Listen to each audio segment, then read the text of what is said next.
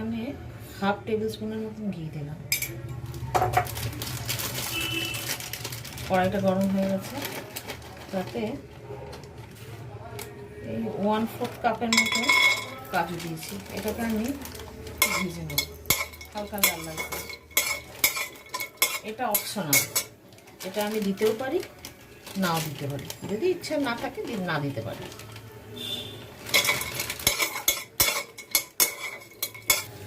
লাল লাল হয়ে এসছে, এবার আমি এটাকে তুলে নেব।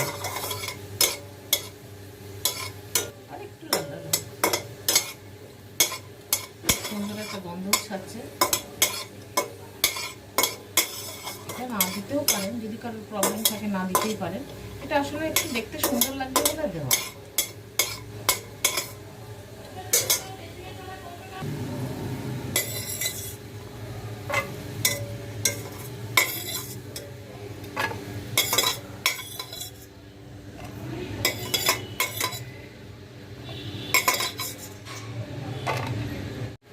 এখানে যে ঘিটা, বাকি ঘিটা ছিল, তার উপরে আমি ওই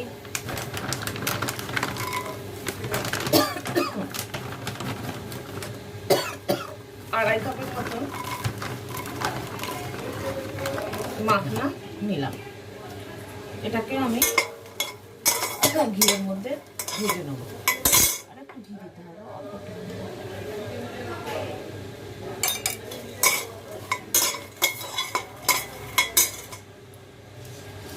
মাখনাটা এরকম করে ভেঙে যাবে, এই পর্যন্ত এটাকে ড্রাই রোস্ট করতে হবে। এখানে 500 গ্রামের মতন পনির আছে। এটাকে আমি চৌকো চৌকো করে কেটে নেব। যার যেমন মাপ সে সেরকম করে কাটবে, আমি একটু বড় বড় করে কাটার চেষ্টা করছি।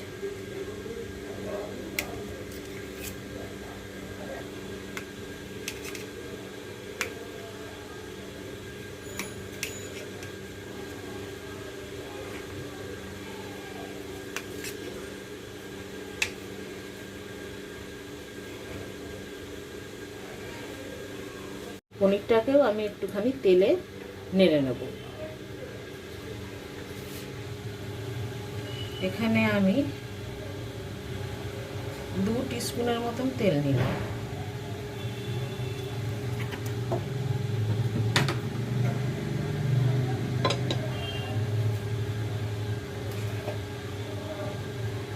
তেলটা গরম হয়ে গেছে, এবার আমি তাতে পনিরগুলোকে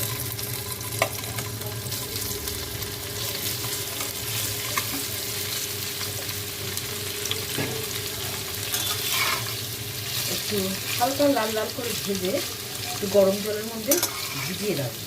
এতে কী হবে, পনিরগুলো নরম থাকবে। এই যে হালকা লাল লাল হয়ে গেছে, এবারে আমি এটা একটা বাটিতে তুলে নেব। তুলে নেওয়ার পর অল্প গরম জল দিয়ে ভিজিয়ে রেখে দেবো। এই যে আমি গরম জলের মধ্যে ভিজিয়ে রেখে দিয়েছি এটাকে। এক্সট্রা তেলটা ছিল, তার মধ্যে না এইটুকুন 1/4 টিস্পুন ঘি দিলাম। তার মধ্যে একটা হাফ তেজপাতা, একটা বড় এলাচ, 2টো লঙ্কা,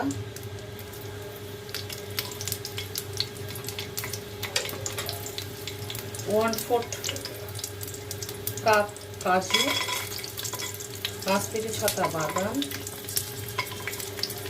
1 ইঞ্চির মতন আদা, আর 3টে মাঝারি সাইজের টমেটো দিয়ে দিলাম।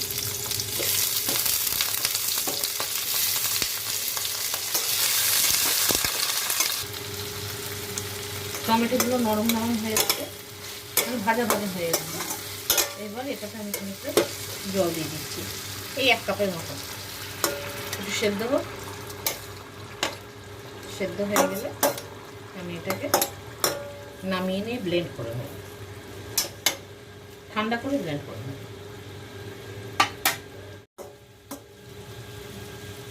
টমেটোগুলো সেদ্ধ হয়ে গেছে। এখান থেকে আমি এই তেজপাতা, তারপরে এই বড় এলাচটা তুলে নেব। তুলে নিয়ে আমি এটাকে ঠান্ডা করে গ্রাইন্ডারে গ্রাইন্ড করে নেব।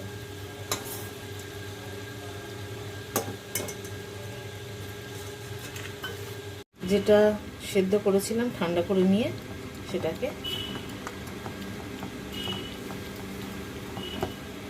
গ্রাইন্ডারে বেটে নিয়েছি।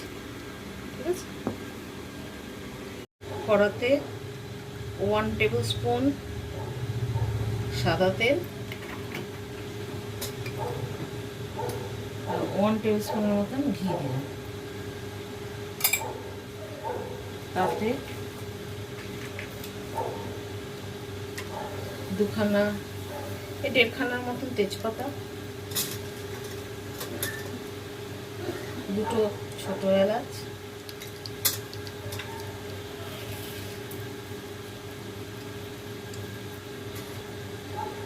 4-5টা কালো মরিচ, 1 ইঞ্চির মতন দারচিনি,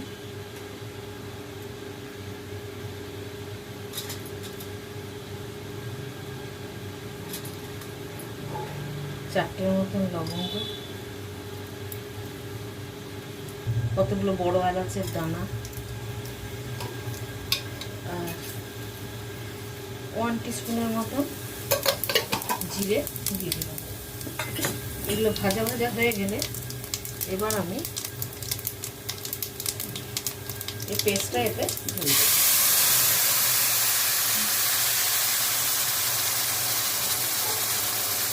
এটা ধুয়ে জলটাও এর মধ্যে আমি দিয়ে দিলাম।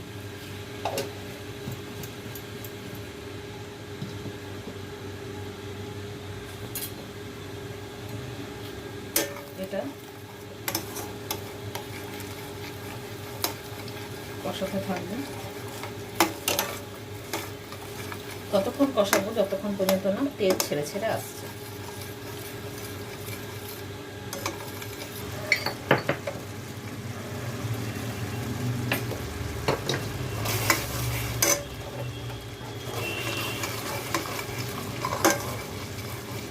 এই সময় এতে আমি 1 টিস্পুন ধনে গুঁড়ো, 1 টিস্পুন জিরে গুঁড়ো, 1 টেবিল স্পুন লঙ্কা গুঁড়ো আর 1/2 টিস্পুন হলুদ গুঁড়ো দিলাম। এবার সব কিছুকে আমি কষতে থাকবো যতক্ষণ পর্যন্ত না তেলটা ছেড়ে ছেড়ে আসছে।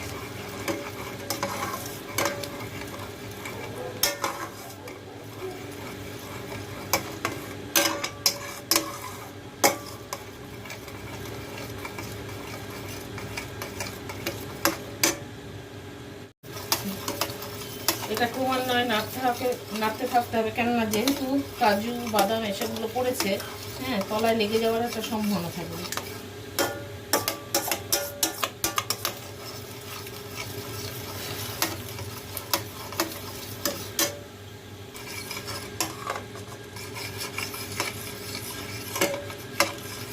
হালকা হালকা তেল ছাড়ছে, আপনারা বুঝতে পারছেন কিনা আমি ঠিক ধরতে পারছি না, কিন্তু আমি দেখতে পাচ্ছি যে অল্প অল্প করে তেল ছাড়ছে।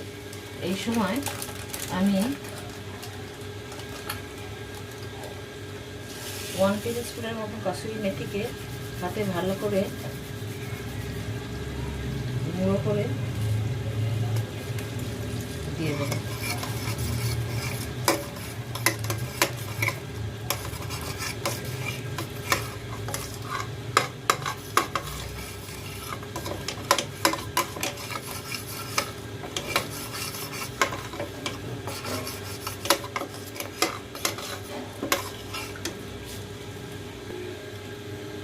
এখন দেখাবো না।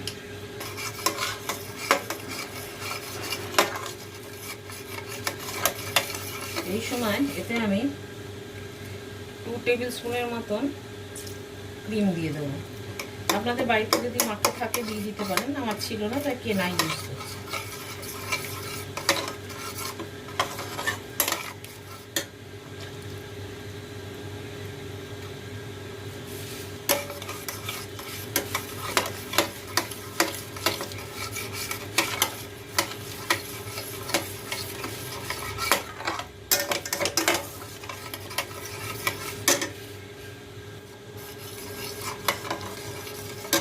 এই সময় এতে দেবো আমি স্বাদ মতন নুন।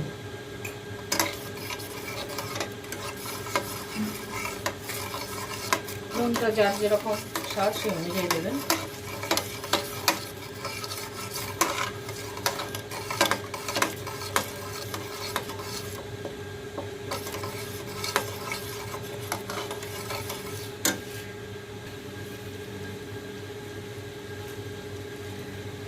হাফ টিস্পুনের মতন চিনি। নিরামিষ ইয়েতে একটু মিষ্টি না দিলে খেতে ভালো লাগে না।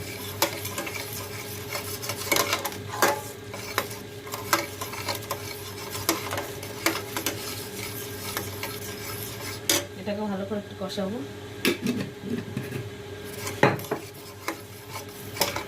এটা ভালোভাবে মিশে গেছে।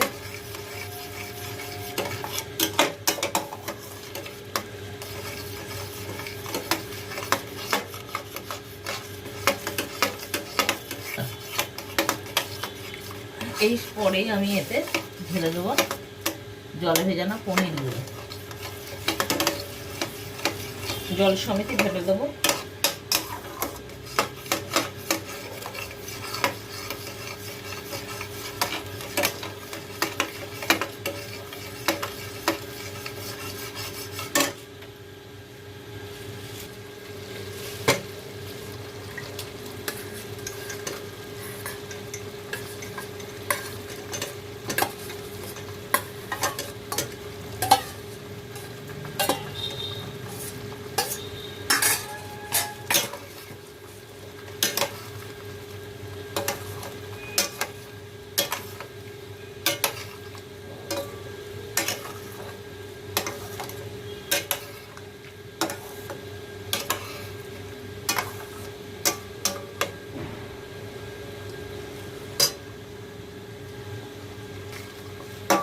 পনিরগুলো দিয়ে দিয়েছি, এবার দিয়ে দেবো মাখনগুলো।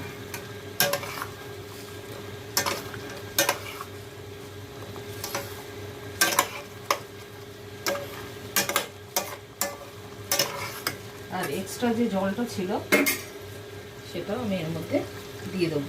তাহলে মোটামুটি আমার ওই হাফ কাপের মতন আমি এখানে জল দিয়েছি, হাফ কাপ থেকে একটুই বেশি হবে। এবার আমি এটা এর মধ্যে দিয়ে দেবো ভেজে রাখা কাজুগুলো।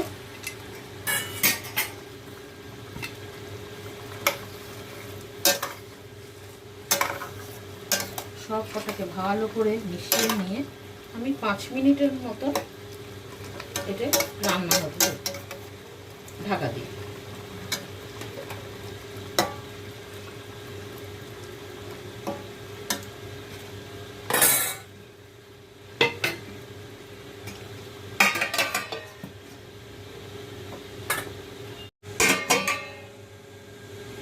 হয়ে গেছে, এটা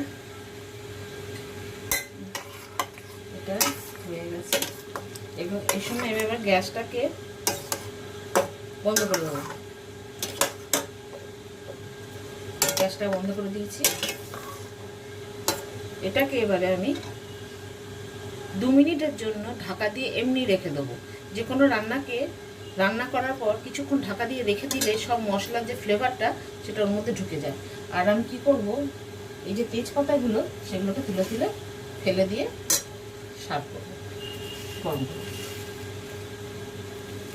জন্য আমি ঢাকা দিয়ে রাখলাম।